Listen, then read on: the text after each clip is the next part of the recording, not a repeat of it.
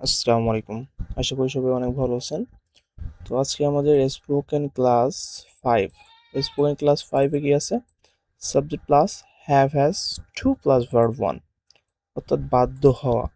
তাহলে আপনি কোনো কাজ করতে বাধ্য হলেন, সেক্ষেত্রে আপনি কি ব্যবহার করবেন? Subject plus have has to plus verb 1, ঠিক আছে? তাহলে হ্যাভ টু, হ্যাজ টু, বাধ্য হওয়া। ওকে, এখানে খেয়াল করেন I, we, you, they, have to. তাহলে এখানে আপনি সিম্পলি মনে রাখবেন যে I have to, we have to, you have to. আচ্ছা, he, she, it has to. Okay, তাহলে he has to, she has to, it has to, ঠিক আছে? আচ্ছা, প্লাস ভার্ব 1। ব্যাখ্যাটা খেয়াল করেন, বাধ্যকতা বা নিয়মের কারণে করতেই হবে এমন বোঝায়। অর্থাৎ আপনাকে করতেই হবে, এক্ষেত্রে আপনি কি ব্যবহার করতেছেন? সাবজেক্ট প্লাস হ্যাভ টু অথবা হ্যাজ টু প্লাস ভার্ব 1। আমাকে এখন যেতে হবে। ওকে, আমাকে এখন যেতে হবে। তাহলে আমাকে করতে হবে, এটার ইংলিশ কি হবে? I have two. আমাকে কি করতে হবে? যেতে হবে। তাহলে আমাকে কোনো কিছু করতে হবে, আই হ্যাভ টু। আমাকে কি করতে হবে? যেতে হবে। যাওয়া ইংলিশ কি? গো। তাহলে আই হ্যাভ টু গো। কখন যেতে হবে? বাক্যকে প্রশ্ন করেন, উত্তর পাবেন এখন। তাহলে নাও। সো আমাকে এখন যেতে হবে, I have to go now. I have to go now. তাকে কাজটি শেষ করতেই হবে। তাহলে তাকে কোনো কিছু করতে হবে, হি হ্যাজ টু। আচ্ছা, তাকে কি করতে হবে? বাক্যকে প্রশ্ন করেন তো, উত্তর পাবেন শেষ করতে হবে। শেষ করতে হবে, শেষ। শেষ করা ইংলিশ কি? ফিনিশ। এখন বাক্যকে প্রশ্ন করেন কি শেষ করতে হবে? উত্তর পাবেন কাজটি। তাহলে দ্য ট্যাক্স। সো তাকে কাজটি শেষ করতে হবে, he has to finish the ট্যাক্স। ওকে, আচ্ছা, আমাকে কাজটি শেষ করতে হবে, I have to finish the ট্যাক্স। ওকে, তোমাকে নিয়ম মানতেই হবে। আচ্ছা, তোমাকে কোনো কিছু করতে হবে, you have to. You have to. আচ্ছা, তোমাকে কি করতে হবে? মানতেই হবে। মানা ইংলিশ কি হবে?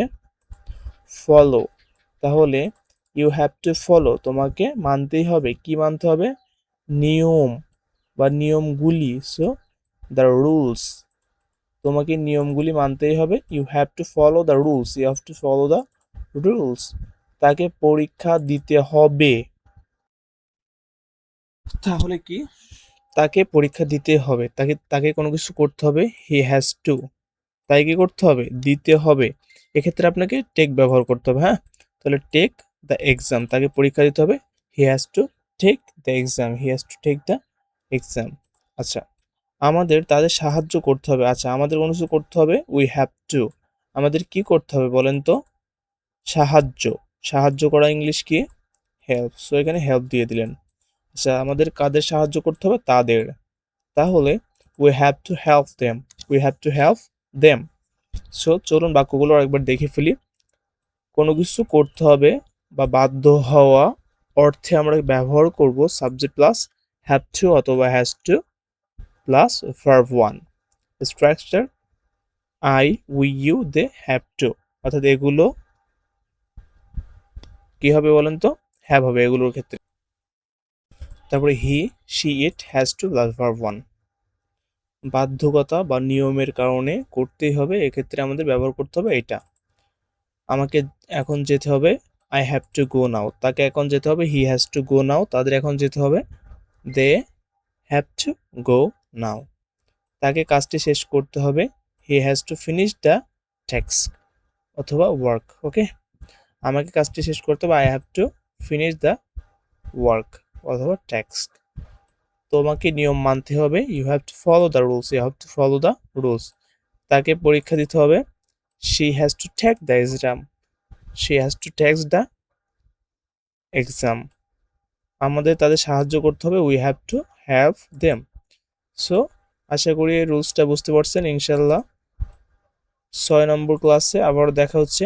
এভাবে আমরা সর্বমোট 1750টি বেসিক থেকে অ্যাডভান্সড স্ট্রাকচার শেষ করব, যেটার মাধ্যমে আপনি ফ্লুয়েন্টলি স্পিকিং করতে পারবেন প্লাস ফ্রিলি লিখতে পারবেন। অনেকে ভাবতে পারেন এগুলো তো ইজি রুলস। ইজিটা যদি আগে না শেখেন তাহলে অ্যাডভান্সে যাইতে অনেক কষ্ট হয়ে যাবে বা তখন সমস্যা হবে। তার জন্য আমরা টোটালি বেসিক থেকে শুরু করব এবং অ্যাডভান্স লেভেলে যাব। ওকে, সো এটা আমাদের 5 নম্বর ক্লাস। এগুলো সব হচ্ছে স্পোকেন মাস্টার বইটি পেয়ে যাবেন। ধন্যবাদ।